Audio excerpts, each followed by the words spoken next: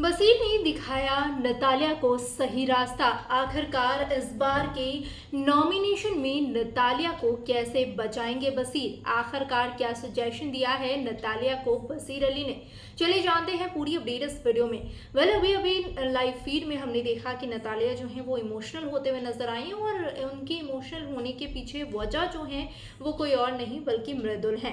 बार बार Natalia ये सोच सोच कर परेशान हो रही है कि मृदुल ने मुझे बोल दिया है कि मुझसे यानी कि मृदुल से नतालिया जिस तरह से बात करे उस तरह से बाकी घर वालों से बात ना करे।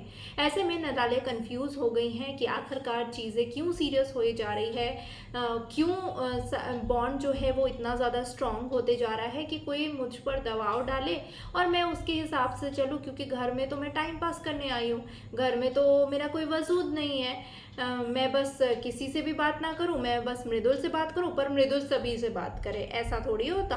तो इन चीज़ों से यहाँ पर नतालिया जो है वो परेशान है। जिसके बाद बसीर आते हैं नतालिया के पास और नतालिया कहते हैं कि देखो नतालिया, आपको इस घर में एक्टिव होना पड़ेगा, आप समझ नहीं पा रहे हो, यही आपके मुद्दे हैं।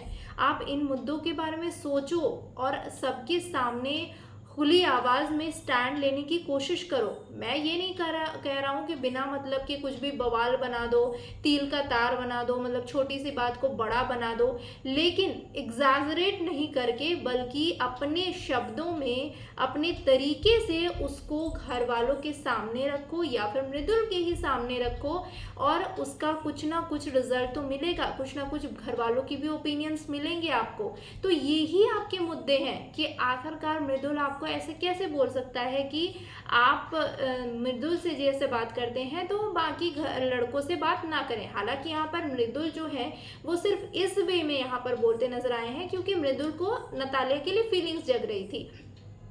तो मृदुल ने सिर्फ इतना ही बोला नतालिया को कि मेरे से जिस तरीके से बात करते हो, मतलब जैसे बॉयफ्रेंड और गर्लफ्रेंड में एक तरीके से बात होती है, उस तरह का कॉन्वर्सेशन, उस तरह की चीज़ें जो हैं वो घर के किसी अलग से किसी और लड़कों के साथ तुम्हारी नहीं होनी चाहिए थी। ये मृदुल का कहने का मतलब था।